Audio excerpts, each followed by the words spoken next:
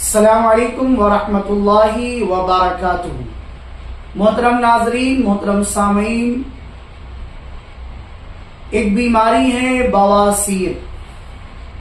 بہت سارے ہمارے بھائیوں نے یہ سوال کیا کہ کسی کو خونی بواسیر ہو جاتا ہے، یعنی مسلسل خون نکلتا رہتا ہے، تو ایسی حالت میں یا ایسا مریض نماز کس طریقے سے ادا کرے گا؟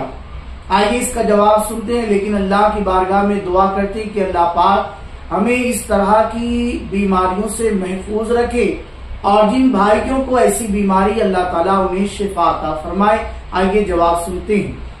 اگر مریض کو خون مسلسل آتا رہتا ہے تو ہر نماز کے لیے نیا وضو کر کے نماز ادا کر سکتا ہے، خواہ دوران نماز یا دوران وضو بھی اسے خون آتا رہے، اس کی نماز ہو جائے گی۔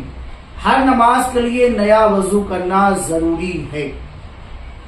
اگر ایسی قرآن پاک کی تلاوت کے لیے وضو کیا ہے اور تلاوت کافی دیر تک کر لیا، اگرچہ تلاوت کے دوران آتا ہی رہے لیکن اب وہ اٹھ کر چلا گیا، اب جب دوبارہ نئے طریقے سے تلاوت کرنے کے لیے آئے گا تو اس تلاوت کے لیے بھی وہ نیا وضو کرے گا۔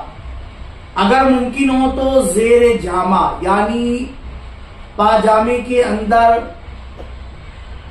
ایسی چیز رکھے کہ خون کا دھبا اور خون کا نشان اصل پیجامے پر نہ آئے، اور جس جگہ نماز پڑھا ہو وہاں نہ آئے، بلکہ لباس بھی محفوظ رہے۔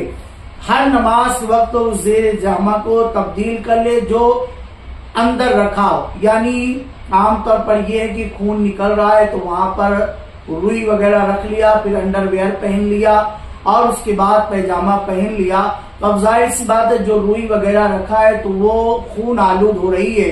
جب ہر نماز کے لیے نیا وضو کرے گا تو وہ روئی بھی تبدیل کر لے گا، اور اس طریقے سے روئی وغیرہ رکھے کہ وہ انڈر ویئر پر بھی نہ لگے اور اصل کپڑے پر بھی نہ لگے۔